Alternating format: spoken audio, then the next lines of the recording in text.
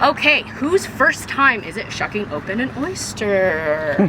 Cool, me too. No, just kidding. I promise you guys, we'll be pros by the time you head on home today. But we want to go over some safety tips first. We always want to make sure we have a glove on our non-dominant hand. We want to be aware of the knives that we're using, but also the oysters themselves. You guys can see how sharp these edges are. We don't want any accidents when shucking. We also want to make sure that the curved side, you guys can see, is on the bottom. The flatter side is facing the sky, and we're firmly going to actually hold our oyster on the wider end so that the pointed end is exposed and that it does not slide around. We want to make sure we're firmly holding our oyster, and in case we do slip, instead of slipping in our hand, that's why we want to make sure our hand's over our oyster, so if we slip, we'll go into the board instead. So we're going to use the hinge method. Just like a door has two sides, one side that can open, one side that cannot. The pointed end or the V end of your oyster is always going to be where the hinge area is located, and in that hinge area you guys are going to locate the tiny hinge hole.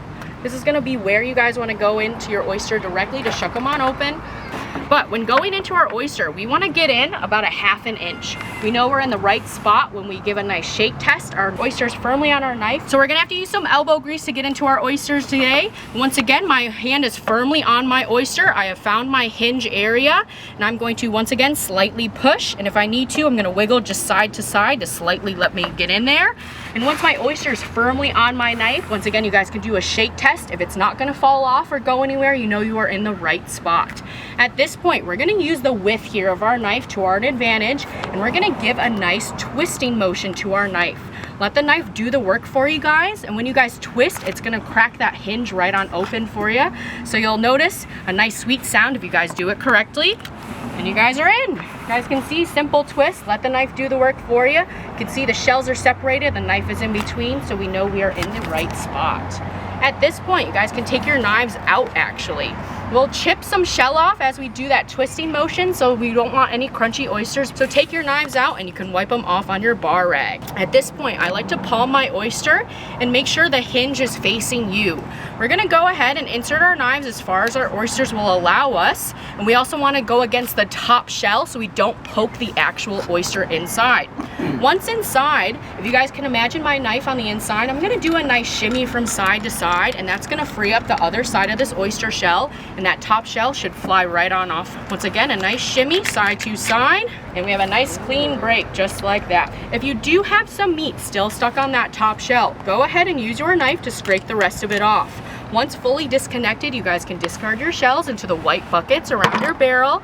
If you guys get shell inside your oyster, use the tip of your knife to flick any of that out. And you guys can see right here, there's a thicker piece of meat that is called the abductor muscle. That's still holding that oyster to the bottom shell, so we actually have to go ahead and slice that on off. With a downward slicing motion, might take a couple of times, but go ahead if you need to backtrack as well. Want to make sure it's fully disconnected from the wider end of your oyster, and go ahead and flip them right on over. They look a lot prettier this way. That juice or water inside, you guys can see, is what we call our oyster liqueur. Very, very clean water directly from the depuration tanks, but they can be pretty salty. Use your knife to hold your oyster in that bottom cup. So go ahead if you guys want to dump all that water out.